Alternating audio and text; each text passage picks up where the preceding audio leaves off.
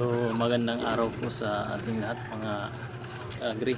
So marami pong nagtatanong kung anong daw ba yung magandang paraan, magandang proseso sa pagmamakro. Yan ba yung una pagsisilid sa cellophane, pangalawa paglalagay sa lupa o yung pagbabalat, pangatlo yung binabaging. Para sa akin po ay lahat po ay maganda. Bakit po? Kasi nakadepende po yan sa kung anong klase yung pagtanim nyo. Halimbawa, kung gusto nyo instant, wala nang maraming proseso, pwede yung i-direct nyo sa lupa. Pero kailangan nyo i-consider yung itatanim nyo ay dapat yung matured na subwal, yung hindi malalata agad. So kung yung subwal nyo ay bata pa, so kailangan nyo munang isilid sa cellophane.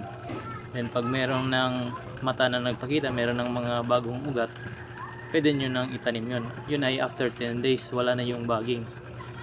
Pero kung gusto nyo naman magtanim after 2 months, halimbawa ngayong buwan na to ay summer, tapos next month sa palagay mo ay mag-uulan na, kailangan meron kang available na seedlings, mas maganda yung binaging.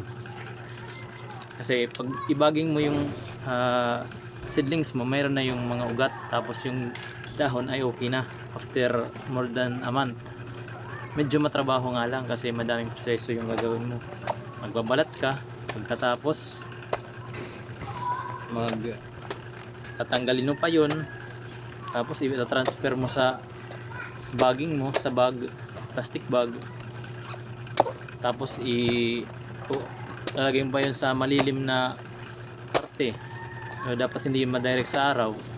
Tapos after a week, pag meron ng mga bagong ugat, pwede mo na yung idahan-dahan i-expose sa araw. So medyo matrabaho yung pagbabaging. Yun nga lang, pwede mo yung itanim anytime pag meron na siyang ugat, tumubo, pagbuhay na siya.